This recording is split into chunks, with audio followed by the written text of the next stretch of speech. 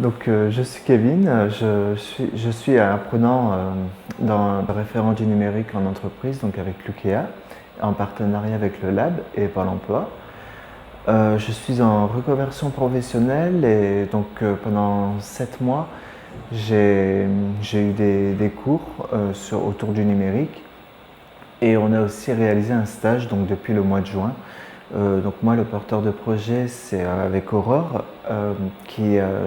qui monte son entreprise sur le chemin du vrac, elle va vendre dans son camion, dans l'Ain, du côté de la Côtière et la Dombe, des produits en vrac bio et en faisant les marchés.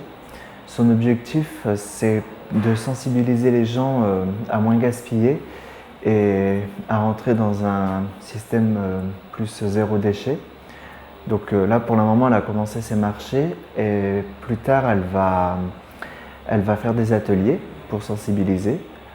Nous, en tant qu'apprenants, donc je dis nous parce que j'ai un apprenant avec moi, on a créé son tableau de gestion de stock, son site internet et on a commencé aussi à faire une application no-code pour sa gestion de stock. On a aussi créé des flyers et des sondages pour faire son étude de marché. En fait, une application no-code, c'est une application mobile en fait, où on n'aura pas besoin de coder. Moi, j'utilise AppSheets, comme on l'a appris en cours.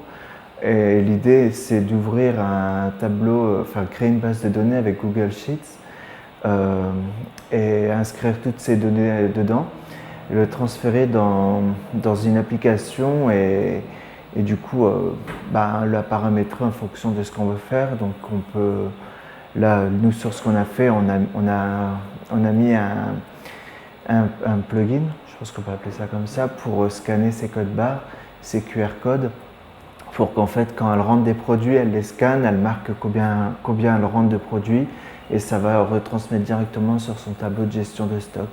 C'est une question de faciliter le travail en fait finalement. Alors moi au niveau d'études, j'étais pas du tout dans le numérique. J'ai fait un CAP production florale et légumière. Après j'ai travaillé dans un parc d'attractions à Walibi et j'ai fait animateur périscolaire où j'ai aussi une certification, donc un CQP. Et là je me reconvertis encore pour avoir un emploi plus stable et durable. Déjà c'était une question de finances.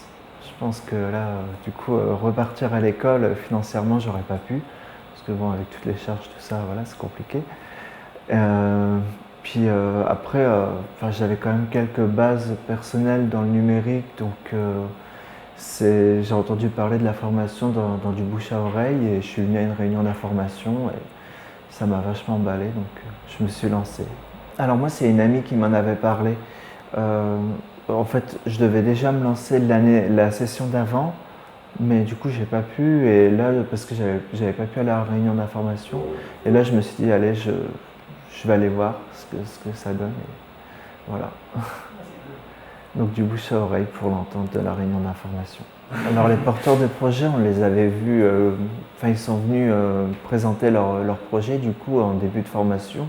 Donc, plutôt mars-avril. Et du coup, en fait, on devait lister sur nos préférences. Et après, on a fait aussi par rapport aux compétences de chacun. Moi, Aurore, elle était comme ça de tête, elle était deuxième sur ma liste. Et il me semble que les porteurs de projet ont aussi fait un listing des apprenants qu'ils souhaitaient avoir, en fonction des compétences comme on s'était vu plusieurs fois. Voilà. De stage, on a commencé le stage en juin, 3 mois.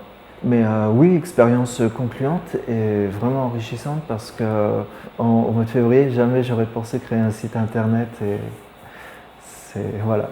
C'était intense, c'était stressant, mais c'était vraiment enrichissant.